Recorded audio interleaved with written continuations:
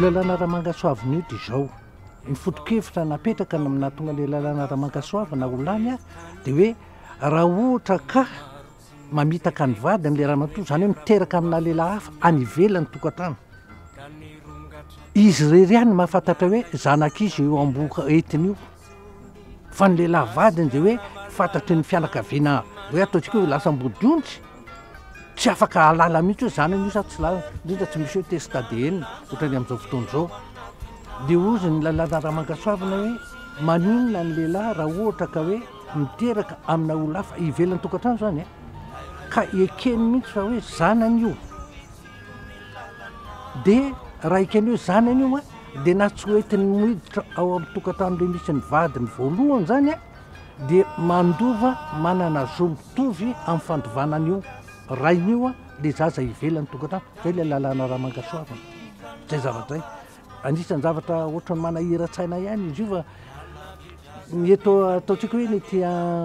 anivotany ohatrany tsy dia mbola ohatrany mbola tsy dia mazaka loatran'izay lalàna Ramangasoavina zay fa ny indrindra tany tsy olana amin'izareo mihitsy eny zany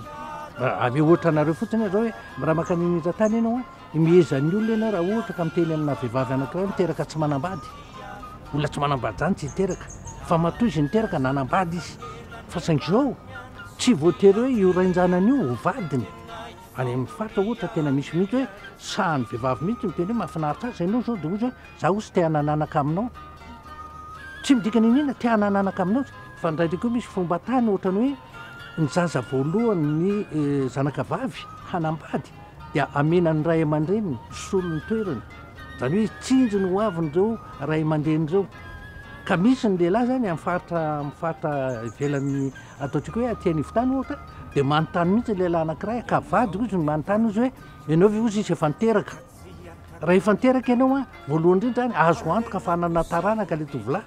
fa faharoa ny zanany tsy ho lasany rafozany satria efa misy zanaka le zaza voalohany mipetraka ao zay zany fomba tany zany ary amin'izao fotoana izao dia efa amin'izao tsika zao zao ny zavatra tsapa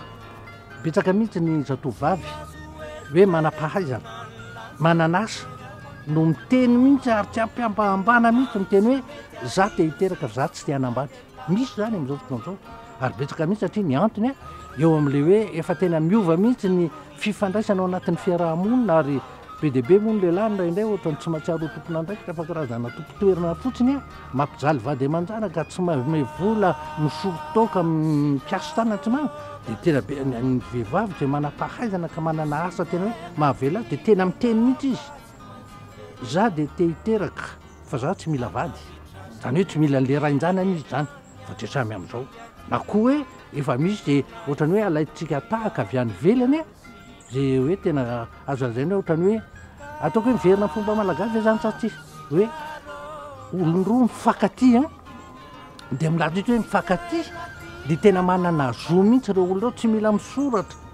mila misoratra fa tena hoe fantatry ny tany mamonina fa miara mipetraka izy ireo olona roa reo dia tena manana zo mitovy amin'ny mpivady hoe vita